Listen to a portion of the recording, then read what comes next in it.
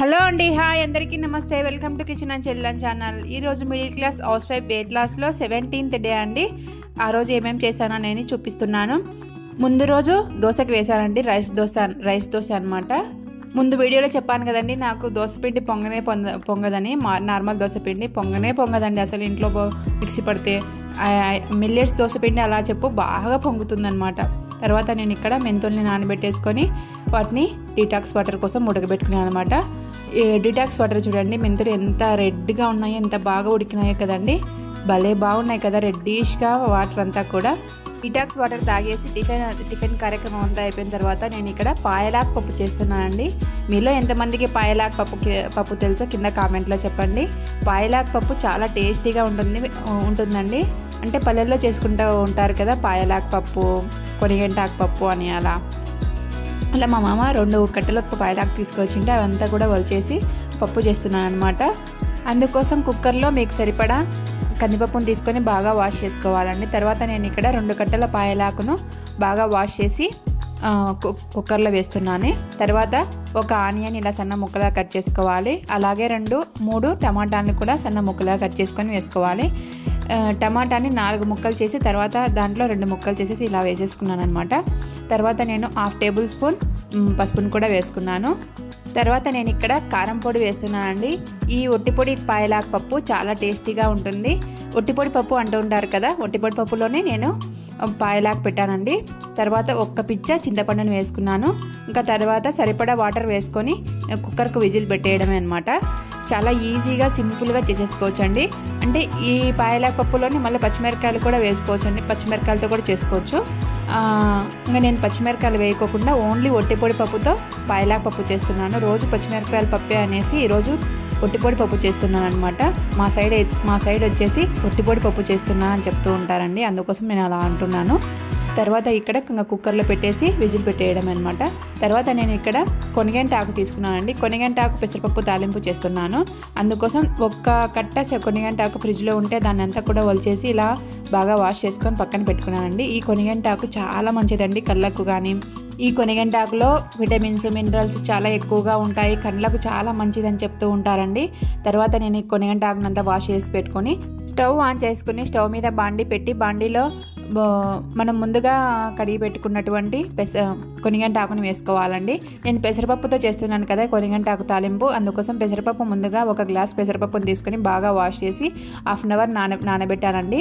తర్వాత నేను ఇక్కడ బాండీ వేడయ్యాక మనం ముందుగా వాష్ చేసి పెట్టుకున్నటువంటి కొనిగంటాకుని వేసుకొని బాగా ఉడకబెట్టుకోవాలండి. తాలింపు అంటే మళ్ళీ తర్వాత ఎర్రగడ్డ తాలింపు వేస్తామన్నమాట.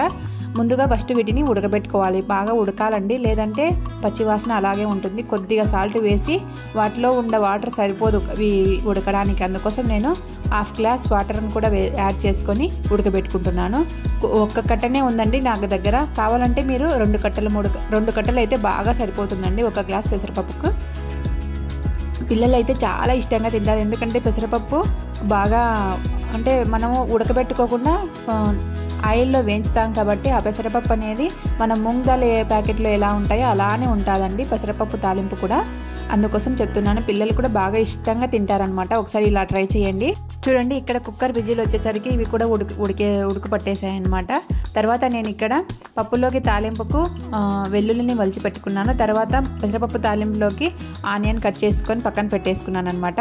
తర్వాత విజిల్ అంతా కూడా 4 విజిల్స్ వచ్చిన తర్వాత నేను ఆఫ్ చేసుకొని విజిల్ అంతా పోయే వరకు ఉండించుకొని, చూడండి పాయలాక్ పప్పు చాలా బాగా ఉడికిపోయిందండి. తొందరగా కూడా బాగా ఉడికిపోతుంది అనమాట ఈ పాయలాక్ పప్పు అనేది. చూడండి మనం వేసిన పాయలాకు, కందిబ్యాళ్ళు అన్నీ బాగా ఉడికిపోయాయి కదా. 5 విజిల్స్ కల్లా బాగా ఉడికిపోతుందండి. తర్వాత నేను ఇక్కడ కొద్దిగా కల్లుప్పుని వేసేసి పప్పు గుత్తి తీసుకొని బాగా ఎనుపుకున్నాను అనమాట, మెత్తగా చేసుకున్నాను అనమాట. ఇంకా మనం సాల్ట్ సరిపోయిందా లేదా అని చెక్ చేసుకొని మళ్ళీ యాడ్ చేసుకోవాలి. ఇంకా మళ్ళీ సేమ్ పప్పు ఎలా చేస్తామో అలానే అండి. చూడండి అంతా బాగా మెత్తగా మెదిగినాక ఇలా ఉందన్నమాట పప్పు అనేది. వాటిని పక్కన పెట్టేసుకొని ఇక్కడ పోపు కోసం ఒక స్టవ్ ఆన్ చేసి స్టవ్ మీద గిన్నె పెట్టేసి గిన్నె వేడయ్యాక 2 టేబుల్ స్పూన్ ఆయిల్ వేసుకోవాలి. ఆయిల్ వేడయ్యాక వాటిలో నేను 1 టేబుల్ స్పూన్ నెయ్యిని యాడ్ చేస్తున్నానండి. ఇలా పప్పులో 1 టేబుల్ స్పూన్ నెయ్యిని యాడ్ చేయడం వల్ల పప్పు అనేది చాలా టేస్టీగా వస్తుంది. తర్వాత చిన్న 1 టేబుల్ స్పూన్ ఆవాలను యాడ్ చేస్తున్నాను. ఆవాలు చిటపట అన్న తర్వాత కొద్దిగా జీలకర్ర, ఇంకా మినప్పప్పు 2 టేబుల్ స్పూన్ మినప్పప్పు వేసుకున్నాను. తర్వాత వీటన్నింటిని బాగా వేయించుకోవాలి. ఫస్ట్ ఇవన్నీ కూడా వేగిపోయిన తర్వాత ఒక 10-15 వెల్లుల్లిని వేసుకొని బాగా వేయించుకోవాలన్నమాట. ఇంట్లో వాళ్ళు వెల్లుల్లి బాగా ఇష్టంగా తింటారనేసి ఒక 10-15 వెల్లుల్లిని యాడ్ చేసుకున్నాను. తర్వాత నేను ఇక్కడ పచ్చి కరివేపాకుని వేసుకొని బాగా వేయించుకుంటున్నాను. తర్వాత అందులోనే 2 ఒట్టిమిరపకాయలను కూడా తుంపి వేసుకుంటున్నాను. వీటన్నింటిని బాగా దోరగా వేయించుకోవాలండి. అప్పుడే మనకు పప్పు అనేది టేస్టీగా చాలా ఎమ్మీగా కూడా ఉంటుందన్నమాట. తర్వాత ఇక్కడ అవి వేగే లోపల చూడండి కొనిగంట ఆకంతా కూడా ఉడికిపోయింది. బాగా ఇంకా వాటిలోని వాటర్ అంతా కూడా ఎగిరిపోయింది అనమాట. ఇక్కడ పోపు కూడా వేగిపోయిందనమాట. పోపు కూడా వేగిపోయిన తర్వాత మనం ముందుగా మెత్తగా చేసి పెట్టుకున్నటువంటి పాయలాకు పప్పుని ఇందులో వేసుకొని బాగా కలుపుకోవాలి. చూడండి పప్పు అంతా కూడా చాలా చాలా టేస్టీగా ఎమ్మీగా కూడా ఉంటుందండి. పిల్లలు కూడా బాగా ఇష్టంగా తింటారనమాట. ఇలా ఒట్టిపొడి పప్పుతో ఇలా చేస్తే పప్పులో వేడి అన్నంలోకి ఇలా పప్పు వేసుకొని తింటే చాలా టేస్టీగా ఉంటుందండి. తర్వాత పప్పు అంతా కూడా రెడీ అయిపోయింది. ఇక్కడ నేను కొనిగంట ఆకు ఉడకబెట్టుకున్నాను కదా, వాటిని బాగా ఉడికిపోయింది చూడండి. వాటిలో ఉంటే వాటర్ అంతా మనం వేసిన వాటర్ అంతా కూడా ఎగిరిపోయాయి. ఆ కొనిగంట ఆకు అంతా కూడా బాగా ఉడికిపోయింది. ఈ ఆకునంతా కూడా పక్కన పెట్టేసుకొని అదే బాండీలో ఆయిల్ వేసుకోవాలి. 2 టేబుల్ స్పూన్ ఆయిల్ వేసుకొని ఆయిల్ వేడయ్యాక 1 టేబుల్ స్పూన్ ఆవాలు, 1 టేబుల్ స్పూన్ జీలకర్ర వేసుకొని బాగా వేయించుకోవాలి. అందులోనే ఒక ఆనియన్ ఇలా సన్న ముక్కలా కట్ చేసుకొని వేసుకోవాలన్నమాట. వీటిని కూడా బాగా వేయించుకోవాలి. ఇలా ఆనియన్స్ అంతా కూడా వేసుకొని బాగా కలుపుకోవాలి. 2 రెమ్మల కరివేపాకును, 2 ఒట్టిమిరపకాయలను కూడా తుంపి వేసుకోవాలి. ఇలా బాగా తుంపి వేసుకొని బాగా కలుపుకోవాలండి. వీటిని కూడా బాగా దోరగా వేయించుకోవాలి. తర్వాత 1/2 టేబుల్ స్పూన్ పసుపును కూడా యాడ్ చేసుకోవాలి. పసుపు వేసే వీడియో క్లిప్ అనేది మిస్ అయిపోయింది అని చెప్తున్నాను. 1/2 టేబుల్ స్పూన్ పసుపు వేసుకుంటే సరిపోతుంది. బాగా వేయించుకొని పసుపు వేసుకొని కూడా తర్వాత మనం ముందుగా నానబెట్టుకున్నటువంటి పెసరపప్పును వేసుకొని బాగా కలుపుకోవాలి. వీటిలో మనం ఏ వాటర్ వేయాల్సిన అవసరం లేదండి. వాటిలో ఉండే వాటర్తోనే ఈ పెసరపప్పు అనేది మెత్తగా అయిపోతుంది. చూడండి పెసరపప్పునంతా కూడా వేసుకొని బాగా కలుపుకోవాలి. అప్పుడప్పుడు మనం బాగా కలుపుకుంటూ ఉండాలండి, లేదంటే అడుగంటేస్తుంది. అందుకోసం చెప్తున్నాను. పెసరపప్పు మనం వాటర్ వేయకుండా ఉడకబెడుతున్నాం కాబట్టి తొందరగా అడుగంటేస్తుంది. అందుకోసం చెప్తున్నాను. చూడండి పెసరపప్పు అనేది ఇంకా ఉడకలేదు, కొద్దిసేపు ఇంకా టైం పడుతుంది. పెసరపప్పు చాలా తొందరగా ఉడికిపోతుందండి. ఏం వాటర్ వేయాల్సిన అవసరమే లేదు, ఎందుకంటే కొంచెం మెత్తగా ఉంటాయి కదా పెసరపప్పు అనేది, అందుకోసం. తర్వాత మనం ముందుగా ఉడకబెట్టుకున్నటువంటి కొనిగంట ఆకును ఇందులో వేసుకుంటున్నాను. నా దగ్గర 1 కట్ట ఉంది, ఇంకా 1 కట్ట ఉండింటే బాగుండు అనిపించిందండి. అందుకోసము ఇంకా 2 కట్టల కొనిగంట ఆకు అయితే చాలా పర్ఫెక్ట్గా సరిపోతుందన్నమాట ఈ పెసరపప్పుకు, 1 గ్లాస్ పెసరపప్పుకు. ఆ కొనిగంట ఆకునంతా కూడా వేసుకొని బాగా కలుపుకోవాలి. బాగా కలుపుకొని బాగా వేయించుకోవాలండి. బాగా కలిపెట్టుకుంటూ ఉండాలన్నమాట, లేదంటే అడగంటేస్తుంది, మాడిపోతాయి, మనం టేస్టీగా ఉండదు, తినేటప్పుడు మాడు వాసన వస్తుంది. తర్వాత ఇంకా బాగా కలుపుకుంటూ నేను ఈ పెసరపప్పును అంతటిని వేయించుకున్నాను.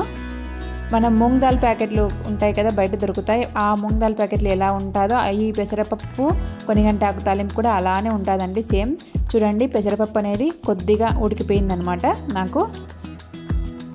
ఇంకా నేను వాటిలో కొద్దిసేపు ఉడికించుకున్న తర్వాత 5 నిమిషాలు వాటిలో కొబ్బరి పొడిని చల్లుకున్నాను అనమాట. మీకు కొబ్బరి పొడి అవైలబుల్గా లేకుంటే పుట్నాల పప్పుల పొడిని కూడా వేసుకోవచ్చండి, లేదంటే కొద్దిగా కారం పొడి, కొద్దిగా ఉప్పుని వేసుకొని బాగా కలుపుకోవచ్చు. ఇంకా లేదంటే కొబ్బరి పొడిని కూడా చల్లుకొని మనం కలుపుకోవచ్చు అనమాట. ఈ పెసరపప్పు కొనిగంట ఆకు తాలింపులో నేను ఇక్కడ కొబ్బరి పొడిని యాడ్ చేస్తున్నాను. చూడండి నా దగ్గర కొబ్బరి పొడి ఉందనేసి కొబ్బరి, కారం పొడి, తెల్లవాయలు అన్నీ కలిపి మిక్సీ పట్టినటువంటి కొబ్బరి పొడిని యాడ్ చేస్తున్నాను. ఆల్మోస్ట్ ఎప్పుడు ఈ కొబ్బరి పొడిని వాడుతూ ఉంటానండి అన్నిటిలోకి, అన్ని ఫ్రైలలోకి. మేము ఎక్కువగా ఈ కొబ్బరి పొడిని వాడుతూ ఉంటాం, అందుకనే నేను స్టోర్ చేసి పెట్టుకుంటూ ఉంటానన్నమాట. తర్వాత కొబ్బరి పొడిని అంతటిని వేసుకొని బాగా కలుపుకోవాలి. చూడండి పెసరపప్పు కొనగంటాకు పెసరపప్పు తాలింపు అనేది రెడీ అయిపోయింది అనమాట. నాకు కొద్దిగా సాల్ట్ సరిపోలేదనిపించి కొద్దిగా సాల్ట్ వేసుకున్నాను. మనం ఎక్కడా కూడా మనం ఆకు ఉడకేటప్పుడు తప్ప ఎక్కడ కూడా మనం సాల్ట్ని యాడ్ చేసుకోలే కదా, అందుకోసం కొద్దిగా సాల్ట్ యాడ్ చేసుకున్నాను. ఇంకా పర్ఫెక్ట్గా సరిపోయిందండి. ఈ పెసరపప్పు కొనగంటాకు తాలింపు చాలా టేస్టీగా ఉంది. మా పిల్లలు అయితే చాలా ఇష్టంగా కూడా తిన్నారు. పప్పులోకి ఈ పెసరపప్పు తాలింపు అనేది సైడ్ డిష్గా చాలా బాగుంటుందండి. ఇక్కడ తాలింపు అనేది కూడా రెడీ అయిపోయింది. ఇక్కడ అన్నం కూడా పెట్టేశాను అనమాట. అన్నం కూడా రెడీ అయిపోతుంది. తర్వాత నేను ఇక్కడ లంచ్లోకి వచ్చేసి చూడండి కొద్దిగా అన్నము, పెసరపప్పు కొనగంటాకు తాలింపు, పాయలాకు పప్పు, దానిమ్మ గింజలు, ఇవే నా ఫుడ్ అండి. వీడియో నచ్చితే లైక్ చేయడం మర్చిపోవద్దు. ఈ వీడియో మీకు యూజ్ఫుల్ అనిపిస్తే షేర్ చేయండి, సబ్స్క్రైబ్ చేసుకోండి. ఉంటానండి, బాయ్.